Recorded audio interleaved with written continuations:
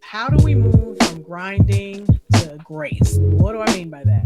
So, hustle culture, grind culture. You know it. I know it. I was a lawyer. You worked in corporate. Like the culture in any, even blue collar jobs, blue collar, white collar, doesn't matter anymore.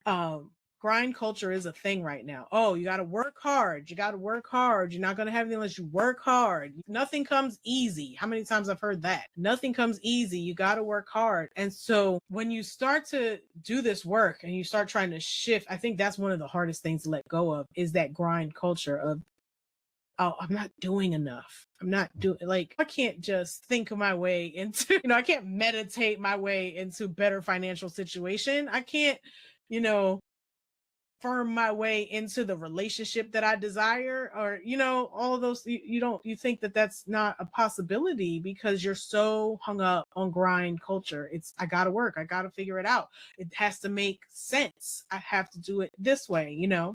And something along that vein that we had mentioned, is that while it takes effort, that effort must be aligned. So I think like a good example of this, for me, like when you're trying to, when you're sowing these seeds and you're trying to get a spiritual harvest, right? And a lot of times you're going to start with something concrete. Like I said, you're going to look for that house that you want, that thing, that job that you want, or and it may be the job that your soul is calling you into, the house that your soul is calling you into, the relationship that your soul is calling you into. We get kind of hung up on the practicality of it, of like, well, um I have to do this, I have to do that. It's got to be in this order. I've got to, this is the best person that is rated or reviewed or whatever. So I got to have that one because that's it. And you get hung up on doing everything from a human perspective of the best, the best, the best, when really what you should be doing is seeking the alignment, right, and not necessarily going on Google review and hiring the top rated person that you see.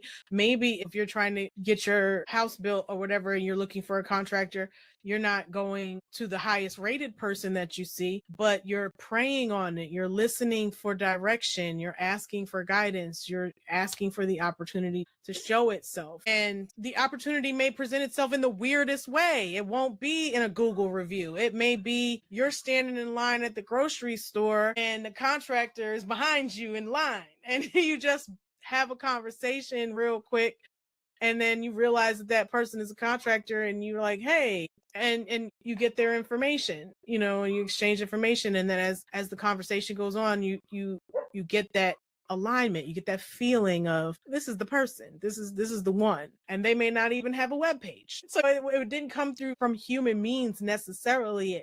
It may seem like coincidence, but it's really alignment. It's they were put in the path because you asked for the guidance and the opportunity. So when I think of going into grace versus the grind, yeah, you're still probably going to look at all of those things, right? And there's a possibility that the alignment will come where, I don't know, some people have these like visions of, this one just stood out to me, or whatever it is.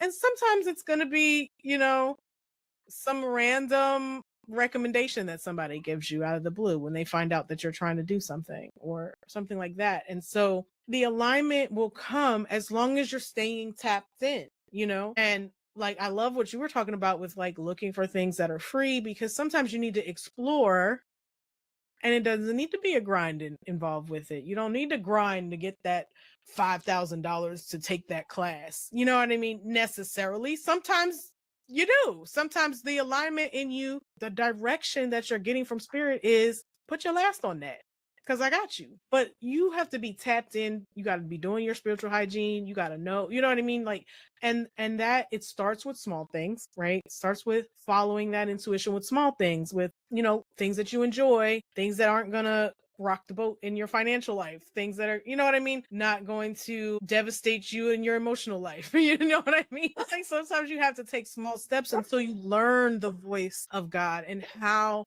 the higher power speaks to you, because it's not the same for me as it is for you, you know. So you have to cultivate that relationship, and that's when you move from grind to grace, because where you're not trying to do it on a human level so much anymore. You're just allowing the guidance to come. So yeah, so that is, and I wanted to say this because we were making this distinction. My dog is just barking. I hope y'all can't hear that. Of the difference between work, concerted work, human like physical work, and effort. You will need to put in effort. You know, faith without works is dead. Well, yeah. You know, that goes in the metaphysical and the spiritual realm as well. You can't expect that you're going to get your divine livelihood if your divine livelihood is to, you know, be a Reiki master.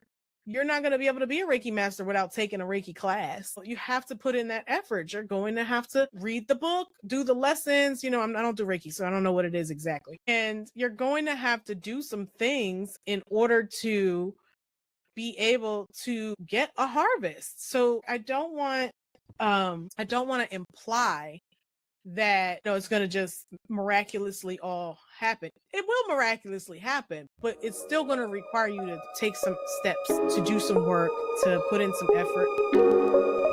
Thanks for watching our school journey. If you learned something, why not subscribe?